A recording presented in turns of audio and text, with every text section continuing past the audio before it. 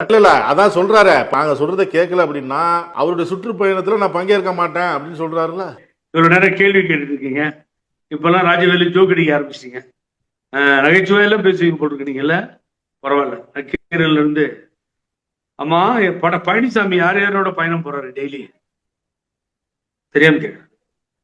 மூத்த தலைவர்கள் யாராவது பொன்னையன் கூட போறாரா, இல்ல தமிழ் மகன் உசேன் தலைவராக இருக்காரு அவர் கூட போறாரா, இல்ல பட்டியலினத்தோர்னு வாய்க்கிழியே பேசுறாரு அது மாதிரி பட்டியலினத்தை சார்ந்த யாராவது தனபால் மாதிரி யாராவது கூட போறாங்களா? யார் கூட போறாரு சார்? புரட்சி தலைவர் புரட்சி தலைவி அம்மா விட பெரிய லீடரை தனியா தானே போறாரு. அப்புறம் இவர் எங்க பிரச்சாரம் போறது?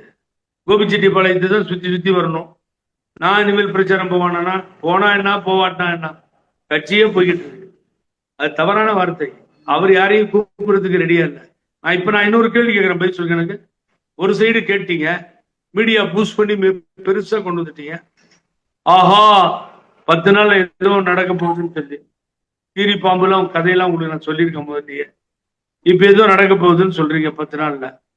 நான் என்ன சொல்றேன், ஒரே ஒரு கேள்வி, பழனிசாமி என்ன சொல்றாரு? செங்கோட்டையன் இப்ப சொன்னதுக்கு பழனிசாமி என்ன பதில் சொல்ல போறாரு சொல்லுங்க, தெரியாம கேட்கிறேன். என்ன பதில் சொல்ல போறாரு? எங்களை தெருவில் போறவங்கன்னாரு. அட விடுங்க, அந்த ஆளுக்கு வேற வேலை இல்லை, ஏதோ பேசிட்டு போறாரு போக அப்படின்னு பதில் சொல்ல போறாரு. ஏற்கனவே சொல்லியிருக்காரு பதில் அவரு செங்கோட்டையனுக்கு. இப்ப என்ன பதில் சொல்ல போறீங்க?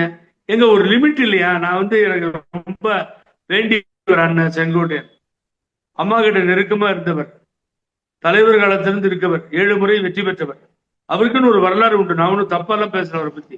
ஒரு பக்கம் சரியா இல்லையே, நீங்க தண்ணி ஊத்திக்கிட்டே இருக்கீங்க டேங்க்ல, கீழே அது ஒழுகி போயிட்டே இருக்கு, தெரியல உங்களுக்கு.